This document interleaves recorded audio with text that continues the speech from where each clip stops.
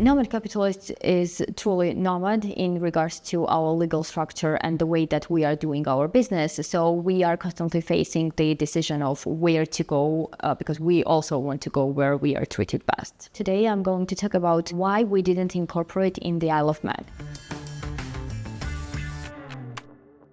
Hi, my name is Rusudan. I have been working with Nomad Capitalist for 3 years, and one of my top priorities and responsibilities here is to make sure that we are established with the best possible legal structure and we are compliant in all the jurisdictions that we operate in. So today I want to take you guys to some behind the scenes of how we are making certain decisions at Nomad Capitalist. And one of the most important decisions that a company like us and a global business like us has to make is to decide where to establish and how to establish the legal structure. So recently, as you know, there has been lots of changes in tax regulations in different countries with certain restrictions in one jurisdiction. We also saw a couple of new opportunities that we were considering, and one of them was the Isle of Man. And we were at a point where we were thinking and comparing a couple of new opportunities and countries that we were potentially thinking of incorporating in.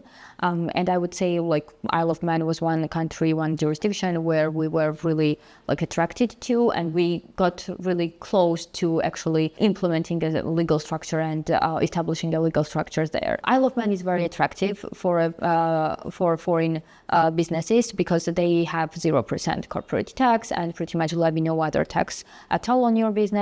It's also English speaking. It's close to Europe, and the banking infrastructure that is available there is also prominently better than in most of the other, let's say, offshore jurisdictions that you can think of right now.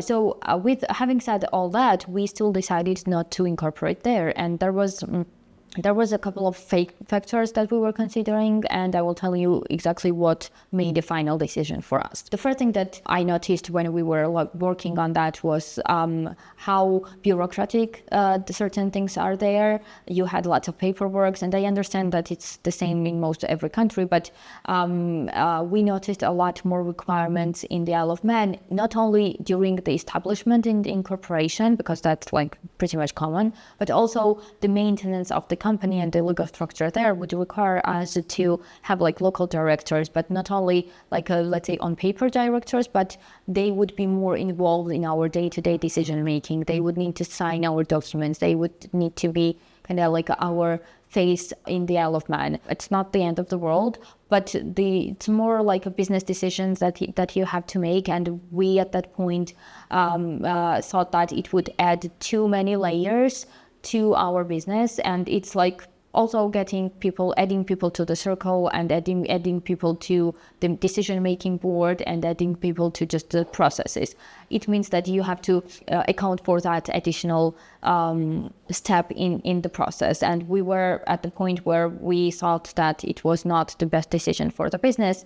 And that was the only reason we were allowed and we had the luxury of doing that is because there are some other jurisdictions in the world that could provide the same level of let's say infrastructure, the same level of trustworthy jurisdiction, the same level of zero tax as the Isle of Man, but also didn't require this many paperwork, this much involvement from the corporate service providers as we were seeing in the Isle of Man. It is very important to actually make a decision, this kind of decision, with all the information at hand, because when we were starting to think about this, we didn't actually see how it would impact our day-to-day business operations, because this is the engagement that is happening on your day-to-day work, and it's very important to make sure that you are ready for paperwork. It can be just one signature there, but it always adds up to a lot more. So it's important to have this information in the beginning, or at the moment that when you're getting this information,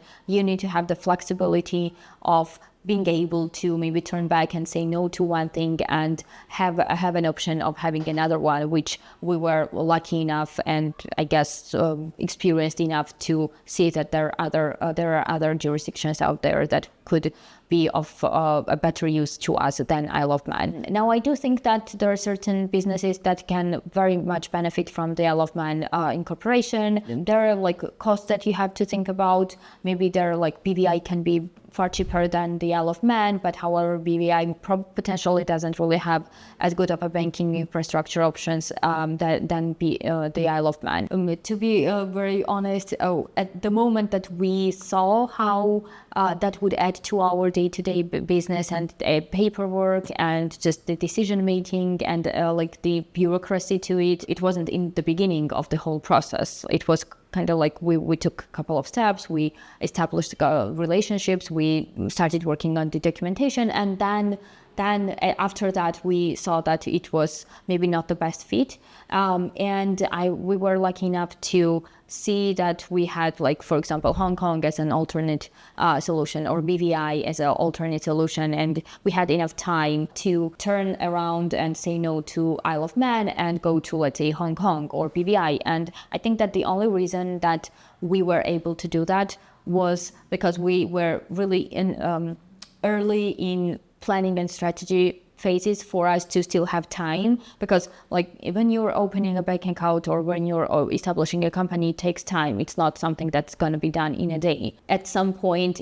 during the process, you see that it's not the best solution for you. You need to have time to find another one, because we've seen situations, like even with our clients sometimes, where they are at a stage where it's like too late to make any change in their current infrastructure, because it's not going to be, you're not going to have enough time to actually get the result that you want. So one very good lesson that we learned from the Isle of Man example and the experience is that you have to start working on like the planning really early, so that you can have time to change your course if needed.